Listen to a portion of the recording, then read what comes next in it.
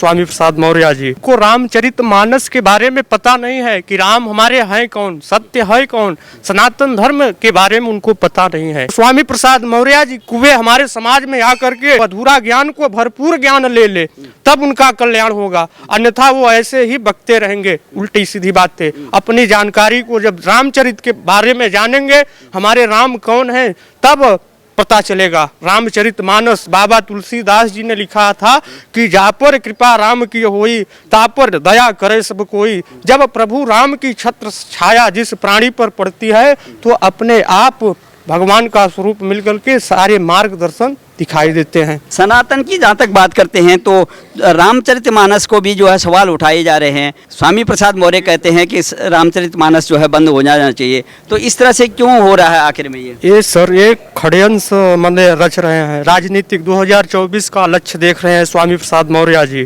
क्योंकि वो समाजवादी पार्टी के नेता हैं और उनको रामचरितमानस के बारे में पता नहीं है कि राम हमारे हैं कौन, सत्य है कौन, सनातन धर्म के बारे में उनको पता नहीं है। इसीलिए ऐसा वो बातें उलझा रहे हैं, लोगों को चापलूसता दे रहे हैं, माने एक प्रकार के षड्यंत्र रच रहे हैं, अपने सनातन संस्कृति को नीचा दिखाने का कार्य कर रहे हैं। रहते अपने हिंदू में हैं, हिंदू समाज में हैं और बताते हैं कि हमारा रामचरितमानस ऐसा है, तमाम दुनियादारी की बातें करते हैं। तो ये सर राजनीति चल रही है।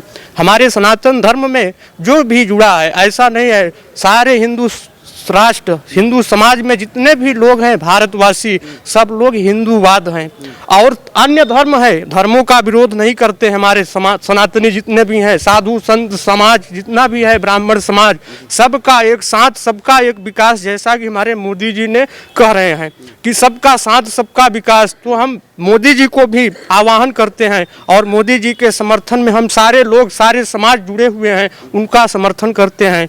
और वह जो स्वामी प्रसाद मौर्य जी कह रहे हैं, मैं उनको चेतावनी देता हूं, हमारा सनातन धर्म चेतावनी देता है, हमारा समाज चेतावनी देता है कि वे हमारे समाज में आकर के अधूरा ज्ञान है और अधूरा ज्ञान को भरपूर ज्ञान ले तब उनका कल्याण होगा, अन्यथा वो ऐसे ही बकते रहेंगे उल्टी सीधी बातें। अपनी जानकारी को जब रामचरित के बारे में जानेंगे, हमारे राम कौन है, तब पता चलेगा कि हमारे रामचरितमानस बाबा तुलसीदास जी ने लिखा था कि जा पर कृपा राम की होई, ता पर दया करे सब कोई। जब प्रभु राम की छत्र छाया जिस प्राणी पर पड़ती है, तो अपने आप भगवान का स्वरूप मिलकर के सारे मार्गदर्शन दिखाई देते हैं।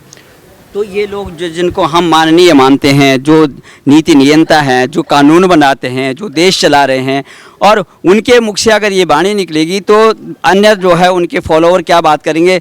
इसी तरह से राष्ट्रीय जनता दल जो बिहार के शिक्षा मंत्री हैं चंद्रशेखर जी, वो नालंदा विश्वविद्यालय में दीक्षांत समारोह में बोल रहे थे। वो कहते हैं कि ये रामचरितमानस में जो कुछ पंक्तियां हैं, जो कुछ लेख हैं, उसमें जो है जाति भेद दिखा रहा है वो। तो आप ये बताइए कि क्या पुरुषोत्तम भगवान श्री रामचंद्र जी ने अपने जीवन काल में, चाहे वो सबरी से लेकर ले लो, चाहे जो निषाद राज से ले लो, कहाँ भेद किया उन्होंने भेद कुछ नहीं किया था। उनको भी शिक्षा मंत्री कि रहते हुए भी उनको अगर यह सनातन धर्म रामचरित बारे में न पता हो, रामचरितमानस के बारे में न पता हो। जब भगवान राम ने समुद्र मंथन हुआ तो समुद्र के पार करने के लिए उसी समय की घटना है, तो भगवान ने स्वयं विश्लेषण करते हुए कहा कि हमारे जो समुद्र देवता से प्रार्थना किए। जब समुद्र देवता से प्रार्थना करते हैं तो समुद्र देवता ने स्वयं हाथ जोड़कर प्रकट हुए कि ऐसा नहीं है प्रभु, आपका रास्ता है, मैं खुले में आपका रास्ता दे रहा हूँ। तो उनको पता भी नहीं है, जो इसके बारे में विरोध कर रहे हैं उनकी अज्ञानता है सर। तो मैं यही निवेदन करूंगा अपने सनातन धर्म से, सारे प्राणी, हमारे भारत के वासी जितने भी हैं, सब लोग एक धर्म को, अपने धर्म, चाहे सिख हो चाहे ईसाई हो, किसी धर्म का विरोध हमारा समाज नहीं कर रहा है, लेकिन अपने समाज की सेवा करें, अपने कर्तव्य का, धर्म का पालन करना चाहिए। जिस समाज से हैं, जिस धर्म से हैं, जिससे जुड़े हैं, जिस संस्था से, उसका हमें कर्तव्य का पालन अनिवार्य है, करना चाहिए। अच्छा, बाबा बागेश्वर जो धीरेन्द्र कृष्ण शास्त्री जो है महंत है वहाँ के, जो वहाँ के धर्माचार्य हैं, उनके बारे में जो है लोगों का कहना है कि वो ढोंग कर रहे हैं, तो क्या आप उसके समर्थन में हैं या उनके? नहीं सर, वो जो है ना, मैं तो उनके बारे में अच्छी तरह जानते हैं। मैं प्रयागराज का रहने वाला हूँ, मैं नोएडा में हूँ, निठारी गांव में, तो प्रयागराज से मैं हूँ। बागेश्वर धाम इस समय वर्तमान में मेजा खास में गए हुए हैं, उनकी शीतला माँ की माने कार्यक्रम में उनको बुलाया गया है हमारे क्षेत्र में। और उन्हें जो यह कहते हैं लोग कि ढोंग है, ये टुटका है, ऐसा करते हैं, लूट कर रहे हैं, क्योंकि उनका साफ साफ कहना है कि मैं 1 रुपया खर्च नहीं लेते हैं। अगर किसी व्यक्ति का कार्य अगर मेडिकल से नहीं हो रहा है, बहुत परेशानी है, मेडिकल में 2-4 लाख रुपया अगर लगा दिए, तो कोई अगर ब्राह्मण किसी भी तंत्र से, मंत्र से, जैसे भी हो, तपस्या से अगर उस जातक को ठीक कर दिए तो उसको लिए क्या कर सकते हैं? उसकी बड़ाई होगी कि मेडिकल वाले की।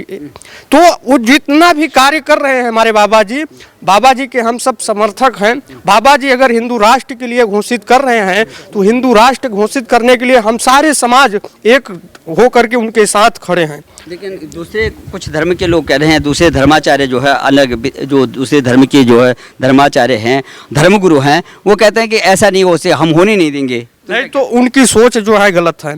खाते अपने मिट्टी में हैं, रहते हिंदुस्तान में हैं और गाते पाकिस्तान के हैं। तो जितने भी हैं, मैं उनका विरोध नहीं कर रहा हूं, उनको तो भरपूर सेवा करनी चाहिए, चाहे मौलाना हो, चाहे सिख हो, चाहे ईसाई हो, चाहे मुस्लिम हो, कोई भी भाई है।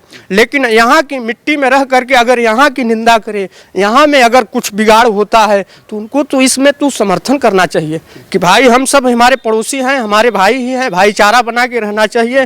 तो ये सब उनका भूल है।